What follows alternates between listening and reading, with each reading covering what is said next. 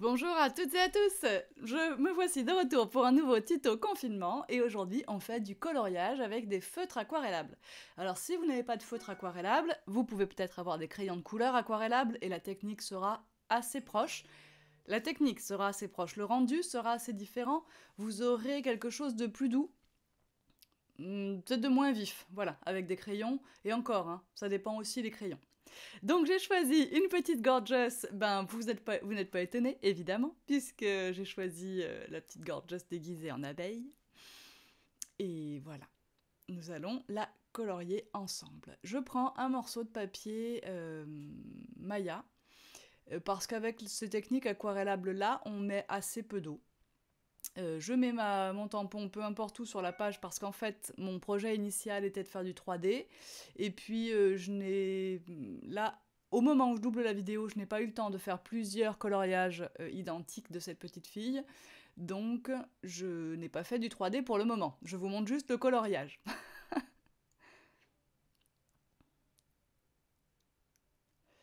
Alors comme c'est pour faire un projet avec de l'eau, eh bien j'utilise mon encre Versafine. Vous savez que j'adore ma presse de précision We Are Memory Keepers parce que sa charnière est auto-ajustable. Donc quel que soit le type de tampon que vous mettez dedans, eh bien la charnière s'ajuste. Ici c'est un tampon épais en caoutchouc, ils sont vraiment épais. Les tampons Gorgeous avec une mousse assez épaisse derrière. Et je n'ai rien besoin de changer par rapport à quand je tamponne un tampon en silicone, enfin un tampon transparent. Donc c'est très très appréciable. Là, je vois que j'ai tamponné avec les Gorgeous, les Timo Gorgeous et Santoro. En fait, le tampon, un peu après, je l'ai découpé, bien sûr, ces petites mentions. Vous prenez votre paire de ciseaux, une petite paire de ciseaux. Moi, j'ai pris ma paire Timoltz et j'ai coupé au ras du tampon. J'ai réussi à passer entre le Gorgeous et le petit nœud. Là, c'était juste, mais j'ai réussi. Et j'ai enlevé, bien sûr, le Santoro en bas. J'ai retaillé mon tampon, quoi, parce qu'ils sont casse-pieds de nous rajouter leur marque un peu partout. Donc, je choisis, bien sûr, je prends mes feutres aquarellables Faber-Castell. Alors l'intérêt d'avoir la grosse boîte, c'est que je vais avoir moins de mélange à faire. Je vais pouvoir y aller directement avec des jolies couleurs. Et ici, alors au début je me dis non, et puis en fait non, hein, je passerai du stylo gel blanc, on est bien d'accord, parce que alors là, s'il faut éviter tous les petits ronds, j'ai pas la patience. Évidemment c'est faisable, hein, mais j'ai pas la patience. Donc vous voyez que j'y vais en direct sur mon papier Maya. Alors ces feutres, bah, ils sont à tomber quoi, hein, comme d'habitude. La pointe pinceau est très appréciable, toujours pour ne pas faire de traces. Vous voyez hein, que quand je les passe, ils sont quand même assez humides, hein, parce que vous voyez ils se diffusent, enfin je sais pas comment vous dire ça, ils pénètrent pas immédiatement dans le papier. Bien sûr, ils sont aquarellables, hein, donc on va travailler avec de l'eau quand même, hein, on va en rajouter. Et je vais faire un petit peu comme on fait avec les feutres à alcool, hein, je vais ajouter mes ombres. Alors attention de ne pas trop les étendre, parce que vous allez les étirer ensuite avec l'eau. Hein.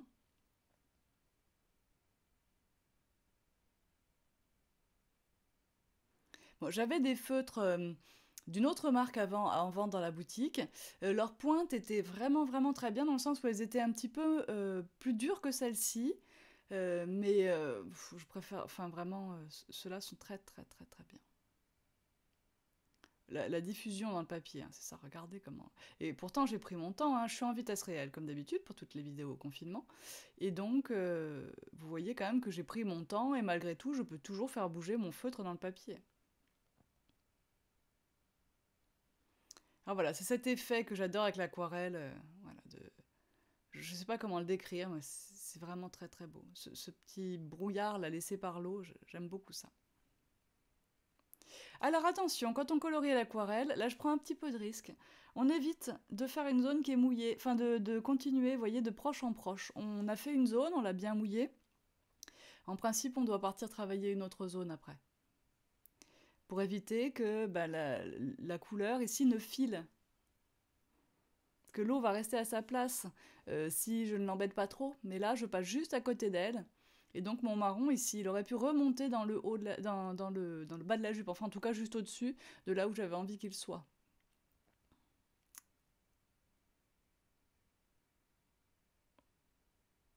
Ah, est-ce que je vais arriver à zoomer comme il faut? Mais oui. Donc là, je prends un tout petit pinceau, c'est le numéro 1 en poil de martre. Oh, il y en a des plus petits, hein. Mais là, effectivement. Alors, moi, il y a un truc avec les pinceaux aquarelles. Je n'aime pas du tout avoir des pinceaux qui soient trop petits pour la zone que je suis en train de colorier. Et limite, s'ils sont gros, ils sont tellement pointus qu'on arrive, si on n'appuie pas, à faire des petits détails. Mais alors avoir un pinceau trop petit, c'est vraiment très désagréable, à mon avis. Et en plus, ça fait plus de marques et ça emmène moins d'eau, forcément. Donc, c'est... Vraiment, je n'aime pas beaucoup ça. Alors là, je suis obligée, hein, les détails sont vraiment petits, donc je prends le numéro 1, mais vous voyez, je prends pas le triple zéro non plus. Hein. Alors ici, on y va pour faire les petites hachures. Et vous voyez que la pointe pinceau, on pourrait croire qu'elle est grosse, mais en fait, elle est pointue. Donc on peut faire des petits détails. Hein. C'est le même principe avec les pointes pinceau sur les feutres à alcool. Hein. Donc là, volontairement, bah, je laisse des petits trous, hein, des petits endroits où il n'y a rien, parce que c'est l'eau hein, qui va venir m'aider après.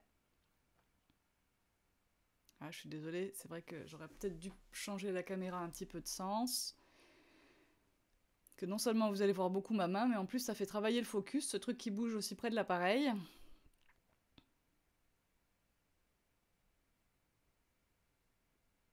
Alors on essaye de pas se tromper dans l'alternance, parce que moi je suis la reine pour ça. Au lieu de faire un 2, ben, 1 sur 2, ben, des fois je loupe une ligne.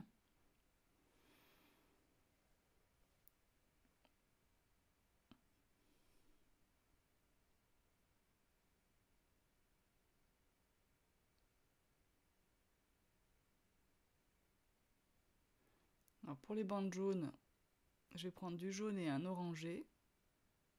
Et pour les bandes sombres, eh bien j'ai pris mon brun, vous avez vu, puis le brun plus clair comme pour la jupe.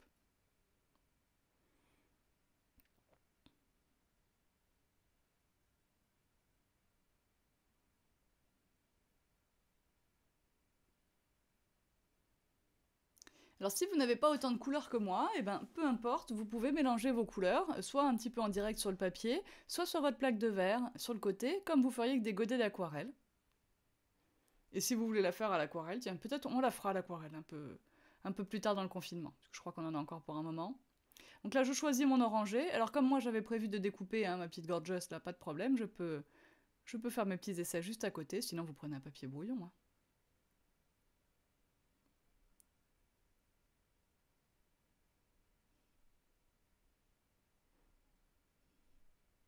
Si mes Stamping Bella finissent par arriver, je vous ferai peut-être l'essai avec l'aquarelle sur les nouveaux Stamping Bella. Donc là, je reprends le petit pinceau, donc le 1, taille 1.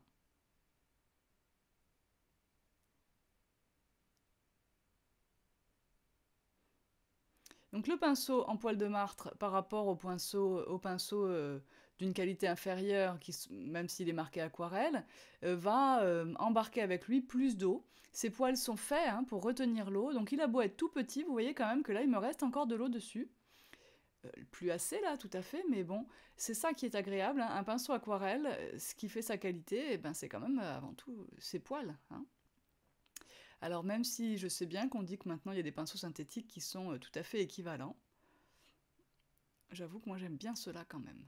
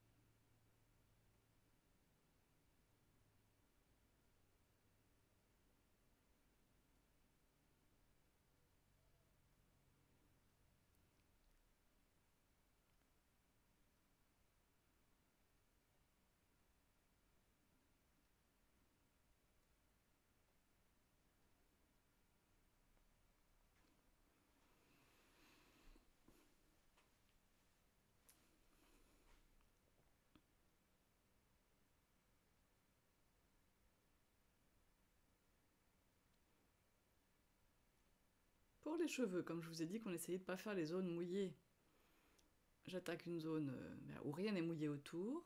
Je prends déjà un gris moyen pour commencer ces cheveux ici. Ensuite, je vais prendre un gris plus clair. C'est notamment parce que je veux faire les cheveux qui sont derrière les ailes. Parce que les ailes de l'abeille ne sont pas opaques, les ailes de l'abeille sont translucides. Donc je veux qu'on voit le gris des cheveux à travers le bleu que je mettrai sur les ailes après. Et donc je choisis un gris très très clair. Et puis comme je veux éviter quand même qu'il y ait une démarcation, eh bien je passe quand même ce gris clair, même sur la partie de la chevelure qui n'aurait pas besoin d'une teinte aussi claire de gris. C'est-à-dire c'est pas réellement un gris, c'est un gris beige, hein, vous voyez que c'est un gris chaud. Dans les spectrums, on l'appellerait gris chaud, celui-là.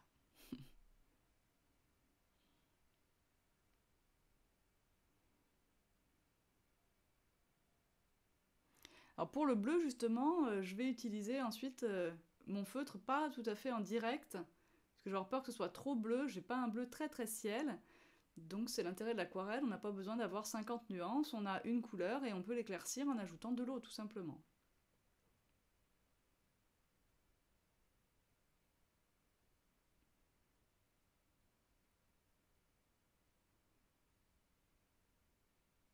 Je travaille un peu quand même cette partie un peu plus sombre pour éviter que le feutre ne se fige dans le papier, hein.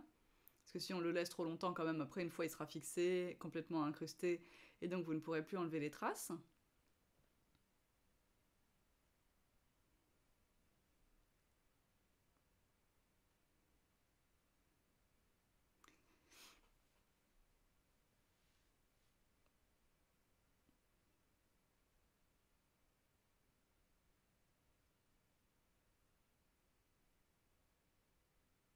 Alors on attaque la chaussette parce que je ne veux pas faire les ailes tant que le gris n'est pas un peu sec. Donc on reprend la même technique. Je déborde un peu, c'est pas grave, j'ai prévu de découper ma gorgeous.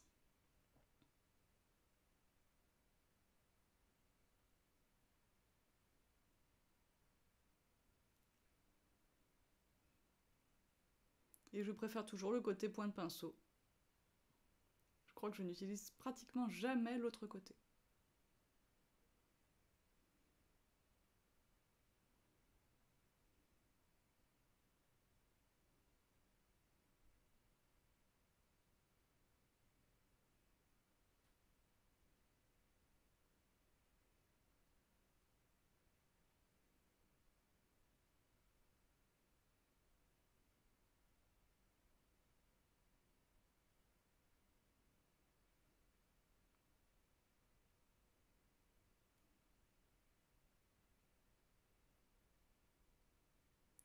Alors le marron plus clair au centre et le marron foncé sera sur les bords.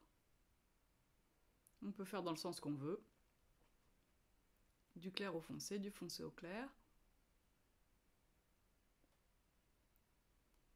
Bon, par contre là je vais me rendre compte que du marron j'en mets vraiment pas assez du foncé.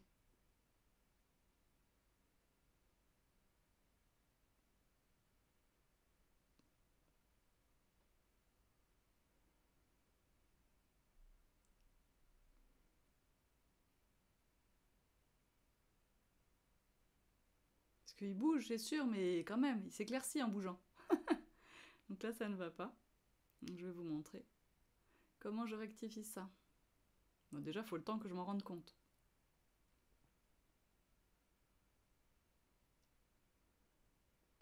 Donc déjà, pour les parties d'en dessous, j'en rajoute directement.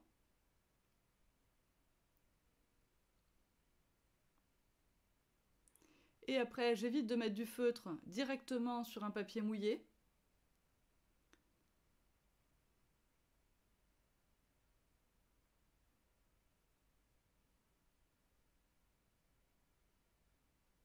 Donc, je mets le feutre sur ma table, sur ma plaque de verre, et hop.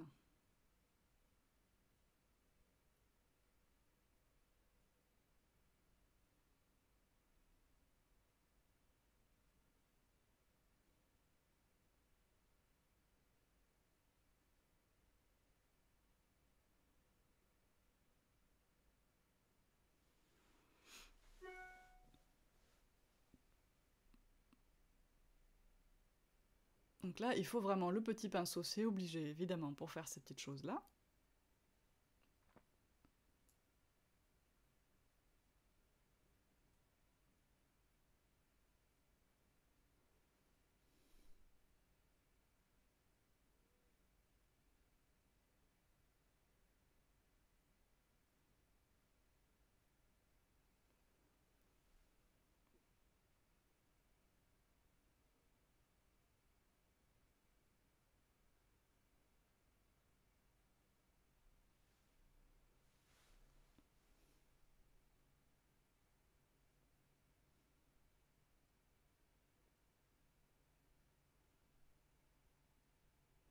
Alors là, j'ai choisi de prendre un gris bleuté, on pourrait dire gris de peine, et je fais les chaussons, et en fait, ça sera la teinte claire, on va dire, de ces chaussons que je veux noir en réalité. Donc hop, maintenant je prends mon noir et j'en ajoute un petit peu.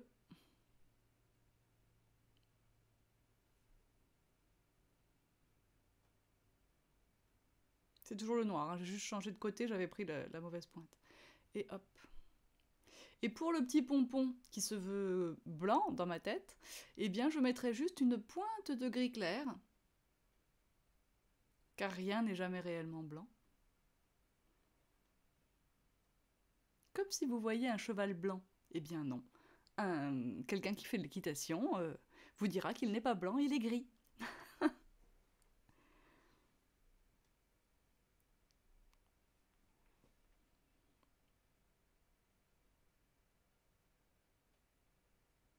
Et voilà, tout simplement. Parce que si vous laissez tout blanc, eh bien vous avez oublié de le colorier. En fait, c'est ça que ça veut dire. Allez, on y va avec ma petite fleur, puisqu'a priori tout est bien sec autour d'elle. Donc je n'ai pas de chance de faire, pas de risque en principe de faire baver mon rouge sur sa tenue. Je prends là encore mon petit pinceau, toujours le numéro 1. Je travaillais qu'avec 2 pour cette gorgeous.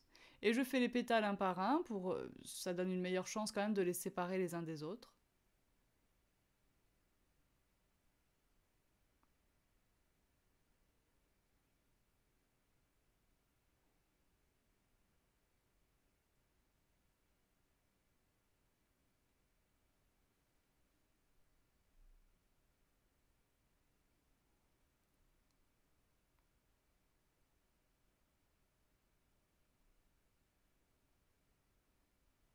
Je viendrai rajouter un peu de rouge un peu après, quand cette partie-là sera déjà sèche. Je décide de faire aussi le serre-tête en rouge.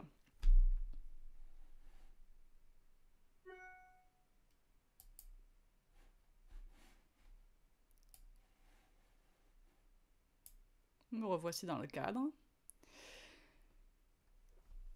Et lui aussi, je viendrai l'intensifier un petit peu par la suite. Pour les pompons, là-haut, je fais pareil que pour les chaussons.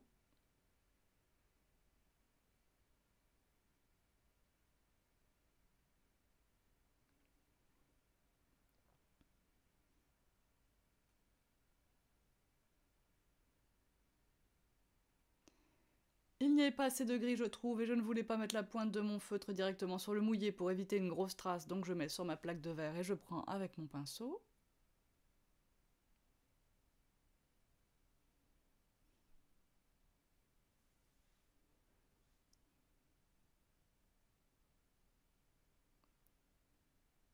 Pour le bleu clair, vous voyez qu'il est quand même assez soutenu, donc je mets sur ma plaque de verre. Je prends le pinceau moyen, donc le numéro 6, et je passe sur mon gris. Et vous voyez que mon gris se verra toujours par transparence. Donc on aura vraiment cette illusion de cheveux derrière l'aile bleutée.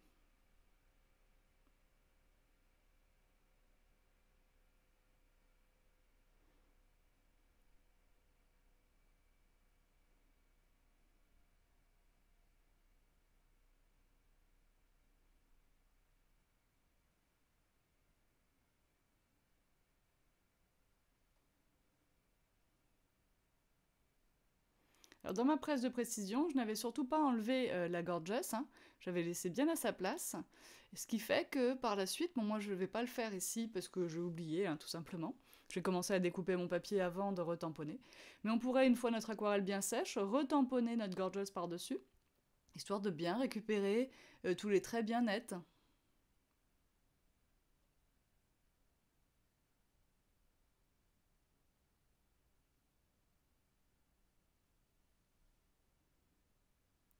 On va normalement attaquer les couleurs chair maintenant, donc je pose un petit peu de chair directement sur mon coloriage. Mais j'ai envie de quelque chose de plus léger que ça.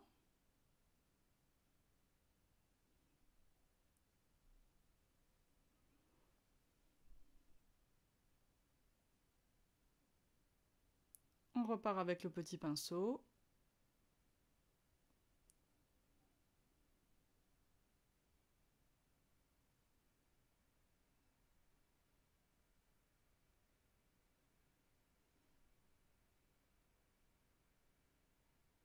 Ouh, pardon pour le mal de mer. Je n'ai pas de télécommande pour mon zoom apparemment, hein.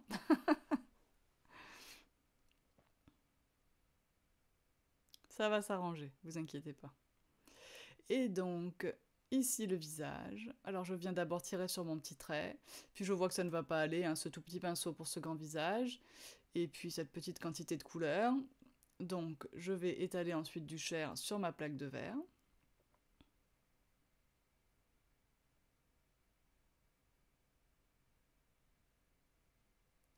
Alors à un moment donné, je vais finir par faire un peu trop rose sur ses bras.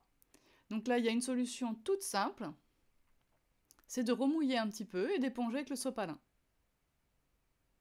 Je prends un pinceau plus gros et on y retourne avec un peu de mal de mer puisque j'ai redémarré la caméra. Ça s'était éteint. Et donc là, pour le visage, la taille de pinceau est bien plus adaptée.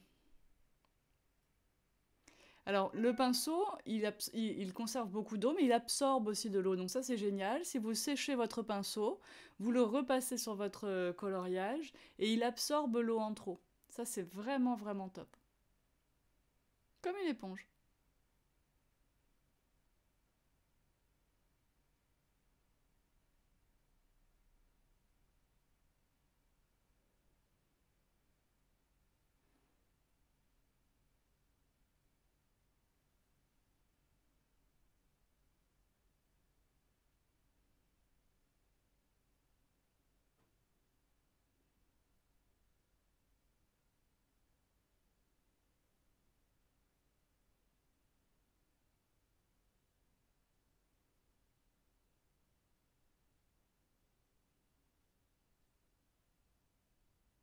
Vous voyez, maintenant que mon coloriage de fleurs était sec, je peux venir ajouter des détails. Si j'avais fait ça quand c'était encore mouillé, le rouge que j'ajoute au milieu, ce serait diffusé un peu trop. Alors que là, il peut rester à sa place un petit peu mieux.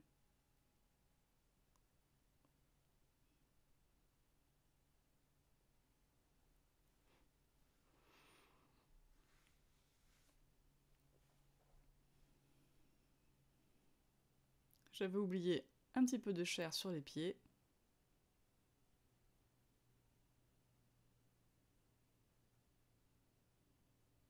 Et là, normalement, je devrais redécouper, retamponner, ça serait l'idéal. Moi, j'ai découpé direct, donc je n'ai pas retamponné. Et puis j'ai oublié que j'avais pas foncé les cheveux, parce que je suis d'accord qu'il fallait bien du gris clair derrière les ailes, mais sinon Gorgeous en général a les cheveux quand même un peu plus foncés. Ils avaient l'air un peu pas finis. Donc j'y vais en gris foncé d'abord. Maintenant que c'est découpé, forcément, c'est moins facile.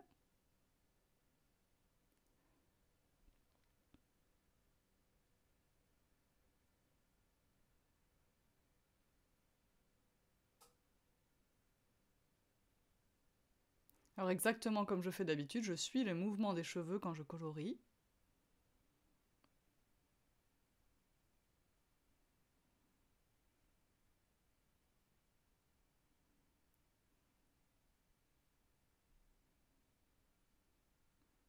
Là, je me dis que je m'arrête nettement avant l'aile et puis je m'arrangerai avec mon pinceau pour la suite. Et que j'ai repris le numéro 6, le pinceau de taille numéro 6.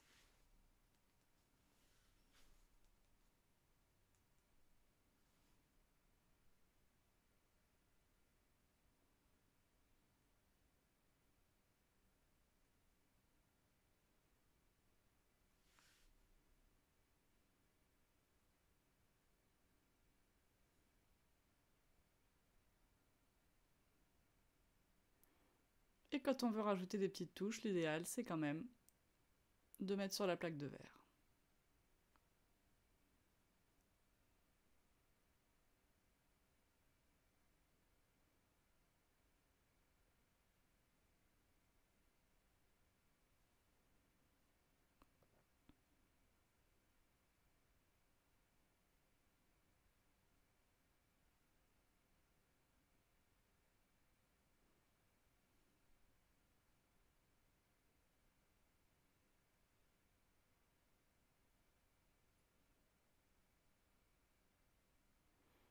Et après, c'est à vous de gérer l'intensité que vous voulez. Sachez quand même que si vous voulez intensifier beaucoup le noir, eh bien vous aurez intérêt à laisser sécher déjà ce qui est en place.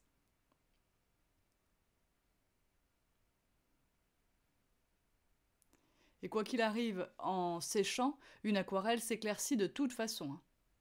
Quoi qu'il arrive.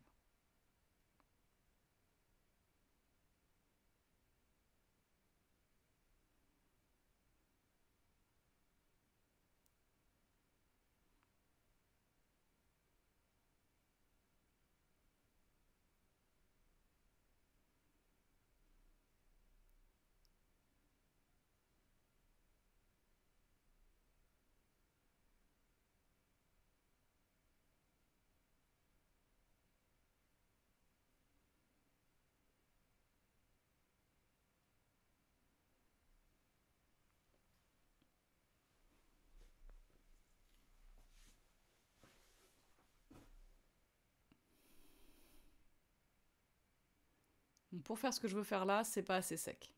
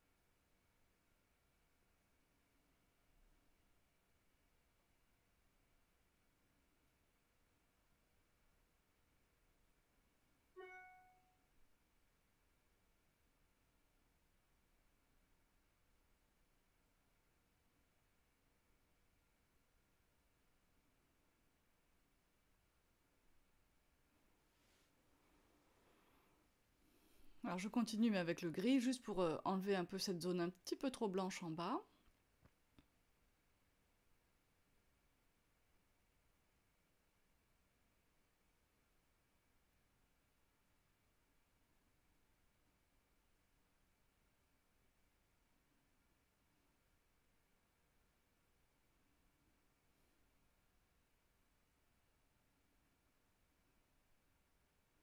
Et voilà ma petite gorgeous. Donc j'espère qu'elle vous plaît, et puis j'espère que je vous montrerai une petite carte sur laquelle je l'ai posée. Par la suite. Et oui, maintenant faut couper. Faut couper l'intérieur, oui, entre les jambes. Alors on peut faire ça au ciseau, on peut faire ça avec des pincettes, on peut faire ça avec le cutter, on fait ça comme on a envie, du moment qu'on le fait bien. Je pense que ça va au-delà de mes... On peut faire ça sur sa plaque de verre, on peut faire ça sur un tapis de coupe, comme on veut.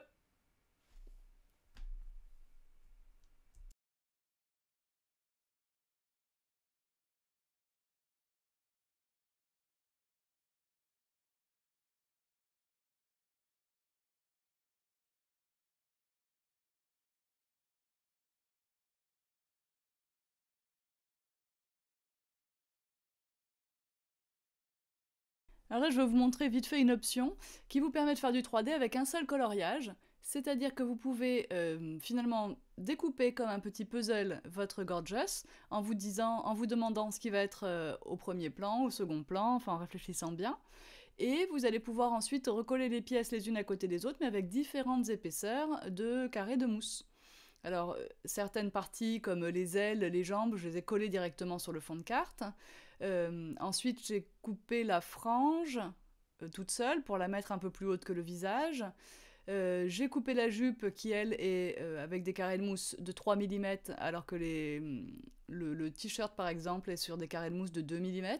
Enfin voilà, on peut s'amuser comme ça. Je vous dis quand même que les finitions sont sûrement un peu moins jolies parce que ça va si on regarde de face, mais si on regarde de profil, c'est moins sympa que si on fait comme a fait Christelle en faisant 3-4 coloriages sur les parties qu'elle avait envie.